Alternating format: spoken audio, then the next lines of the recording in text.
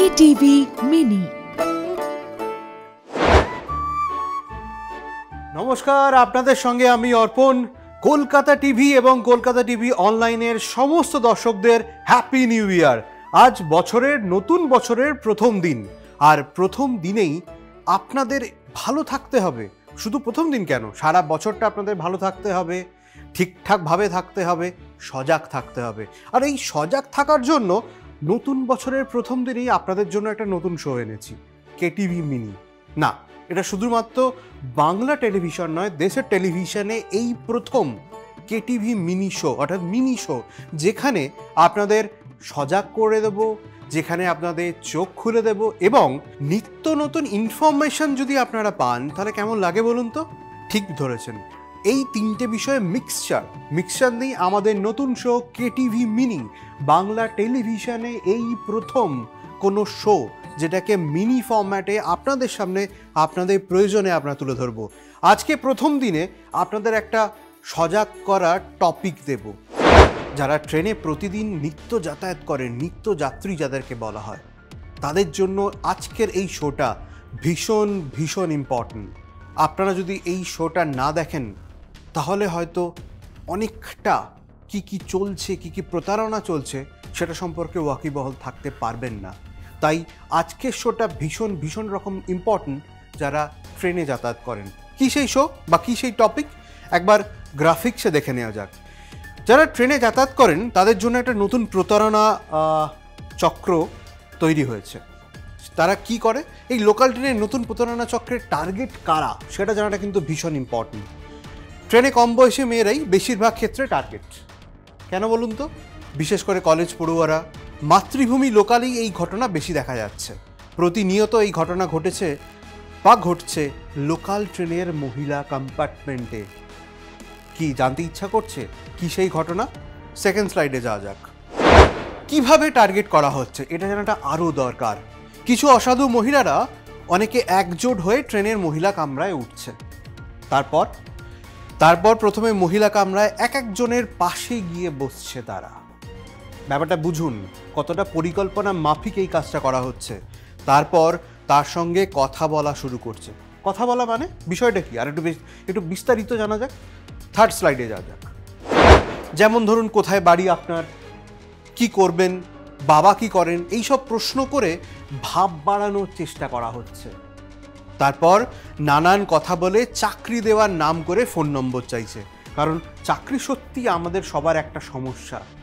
চাকরি না পাওয়া, বেকারত্ব, এগুলো প্রতিদিন আমাদের মধ্যে ফেস করতে হয়। এইটারই সুযোগ তারা নিচ্ছে। সেই কারণে আপনার চাকরি প্রয়োজন এই কথাটা শুনলেই, আরে চাকরি দেবে একটা, তখন আমরা গলে যাই বা তখন আমরা মোহিত হয়ে যাই। সেই সুযোগটাই কাজে লাগাচ্ছে এই অসাধু মহিলারা। আপনি কিছু না বুঝেই আপনার ফোন নম্বর দিয়ে দিলেই বিপদটা অনেকটা বেড়ে যাবে। কতটা বাড়বে? পরের স্লাইডে যাওয়া যাক। প্রতারক সময় বুঝে আপনাকে ফোন করবে, ডেফিনেটলি করবে তো বটেই। ফোন নাম্বার যখন নিয়েছে, বলবে আপনি কি চাকরি খুঁজছেন।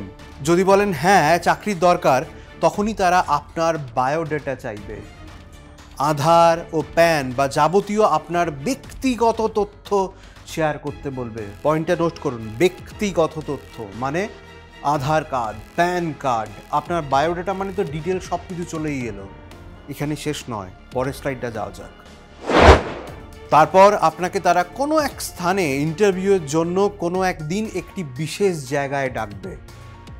বলবে আপনার বায়োডাটার সঙ্গে আধার কার্ড ও প্যানের জেরক্স, আপনার পাসপোর্ট সাইজের ছবি আনতে। তারপর ইন্টারভিউয়ের জায়গায় পৌঁছানোর পরে আপনাকে বলা হবে ইন্টারভিউয়ের জন্য 200 টাকা দিতে হবে, একটা ফর্ম ফিল আপ করতে হবে, আর সমস্ত জেরক্সে সই করে দিতে বলা হবে। ব্যাস, সিগনেচার। সমস্ত বিষয়ে সমস্ত যত তথ্য রয়েছে সিগনেচার করে দিলেন, ব্যাস।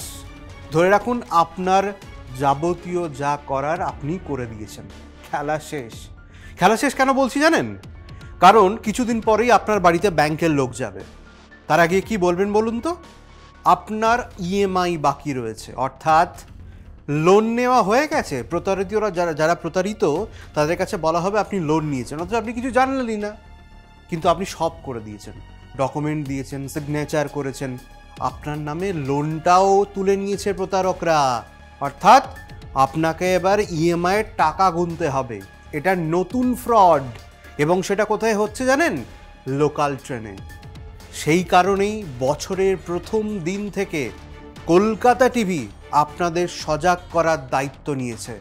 কতটা দায়িত্ব নিতে পেরেছি জানি না, বা পারবো জানি না, সেটা আপনারা বলবেন।